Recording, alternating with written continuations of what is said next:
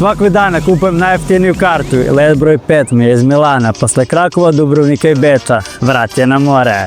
Dobrodošli na Majorku. Pre nego što smo uživali u suncu Majorke, prethodno večer je bilo napeto. I na ovaj let od 25 evra sam dosta čekao. Nije bilo dovoljno što mi je uzeo powerbank, jer je navodno prejak, kao ja.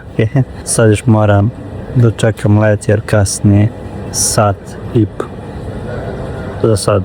Konačno smo poletali i brzo stigli na ostrvo, a usledilo je novo spavanje na aerodromu. Spavanje broj 2 na aerodromu. Za razliku od prošlog puta, ovaj put sam lepo odremao i probudio se uz dobar pogled. Novi dan je mogao da počne, uzeo sam bus i zaputio se ka Palmi. Po navici sada već sedam na jutrić kaficu i ovaj put zdrav doručak, health, i planiram kako ću ispuniti današnji dan na novoj destinaciji. A sve to zbog toga što već 5 dana biram najjeftiniji let. Ova prelepa katedrala na moru je ostavila snažan utisak na mene, a usput sam obišao i stari grad i zaista uživao u celom vajbu Palme. Onda sam platio novu turu da još bolje upoznam grad i to na Sigveju. Mislim da je ovo jedan od boljih načina da se prođe kroz ceo grad, naročito ako te bole noge kao mene i od vodiča čuješ zanimljive stvari, a ja sam imao sreću da sam imao privatnu turu sa bratom Franceskom. Nakon toga sam odlučio da ostatak dana provedem na plaži, jer zaista je grot da ne uživam u onome zbog čega ljudi dolaze ovde. Evo došlo vreme i ja da odmorim.